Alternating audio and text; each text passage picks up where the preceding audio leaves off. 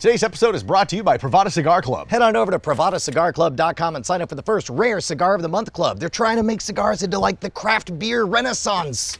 It's an experience.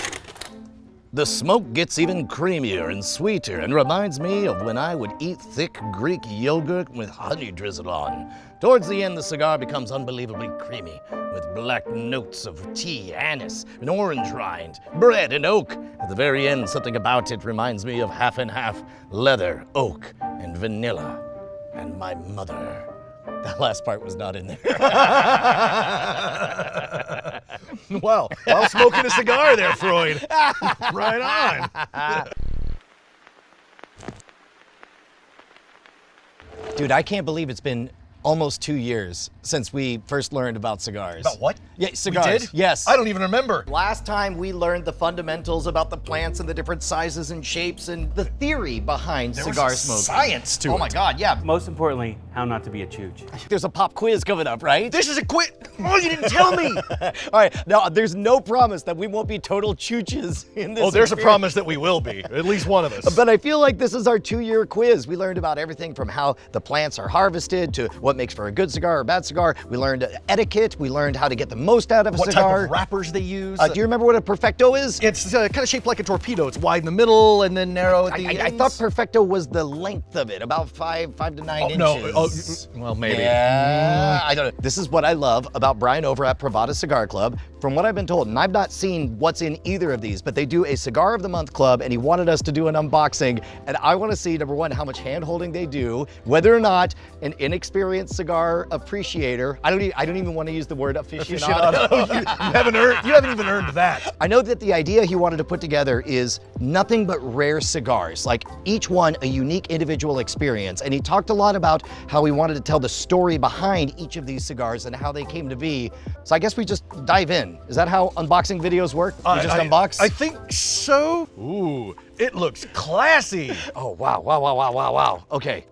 So we got 3 stories of 3 different cigars. All right, so I'm gonna guess that the idea is you make an experience out of all of this, because I know the temptation is to be all like, words, throw them, give me the smoke. But of course, you wanna know the backstory and you wanna know what to expect in this. This first one, man, I don't even know what any of this means. All right, so first of all, I assume the cigars are in here. I assume every month you get 3 new ones.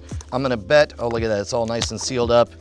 And it's got, cigars in it. This one's got, it's got the stuff to keep it humidified in there. I like the thinner ones because I don't like getting hit with too much, too robust. Well, I'm a J. Jonah Jameson fan, so I like the big ones. I hate Spider-Man. You know I hate Spider-Man. How do we know which one is which? I guess by the ring on each one. This one says Red Screaming Sun.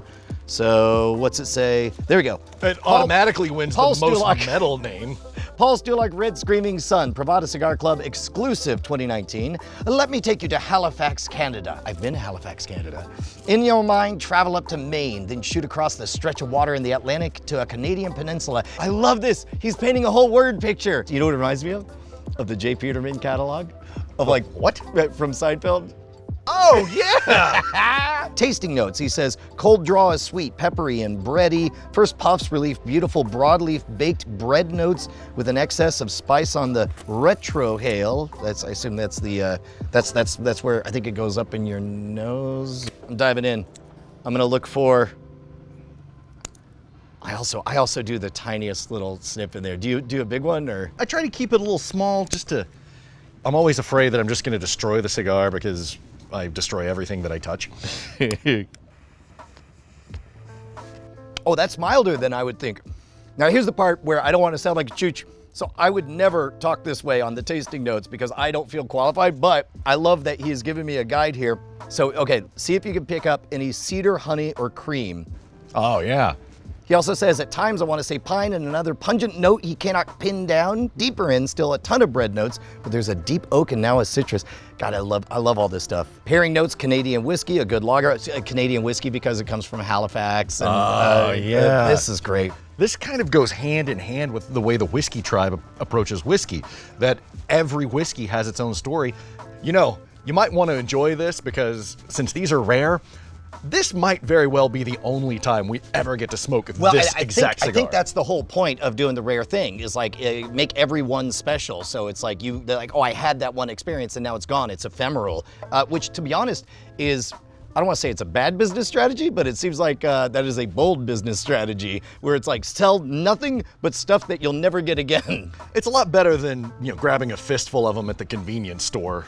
Yeah, or the agreed. Walgreens. You want to split up on these last two? They Yeah. got whatever this one is, and they got this this one wrapped in a scroll. I'm gonna take the scroll one because that seems like a wizardy thing. One. Oh, you know what? Actually, I'm gonna give it to you. That looks like an artillery shell. Yeah. What is that? It says Ishiban. 2015, it's aged 4 years, made exclusively for Westside Humidor in Kansas. That is a torpedo. That's gigantic. Yeah, you're gonna do this one. They say that if you're not from Kansas, there's a good chance you've never seen this cigar before. It was limited to 10,000 units, so not a lot of them. Ecuadorian wrapper, we learned about the wrappers. Yep. And rolled into Honduras. I'm gonna light it up. Yeah, you dive into that, and I guess that means I got this one, which must be the Avole Lost Edition, aged 3 years, 2016. That is another thing, that the age matters. Obviously, at 100 years, this will not be as good as it is at 3 years. What are you supposed to get out of that, and what are you getting? Boxwood Spanish cedar, very specific, on the body of the cigar, along with bourbon barrel soaked oak. Go on. Right? It is comically huge. I love this. Get me Spider-Man. I would have shaved. I would have given myself a J. Jonah Jameson and a flat top. Oh my God. I'm gonna try guessing what I'm tasting and then see how far off I am from his nose. Okay. Oh. All right, forgive me. That's smoky. It's got a bit more bite. I assume because it's aged 3 years, maybe it's a little bit, I don't know, I get kind of a dried leafy fall, campfire kind of vibe from it. See, I like the ones with bite. Yeah, you'd probably like this one. Let's see, here's what I'm supposed to get. Pre-light, the body has raw almonds and nuts. I can get that. Let's see, in the second and third, I get roasted nuts and florals. That's very close to dried leaves. Oh, I'm doing very, yes. And I'm not a chooch. Not a chooch. I love having a tour guide because I just feel so lost. I mean, I know I enjoy cigars, but I don't know what I'm doing. And I love the idea that they make it easy for you to appreciate. If you can't have a cigar Sherpa on hand like we've had in the past, this is a great substitute because it really turns it into an entire experience. You know, one of the things that surprised me the most in that entire learning about cigars saga that we did was that study that said that having 1 to 2 cigars a day had virtually no measurable effect on cancer rates at all. That was astonishing to me.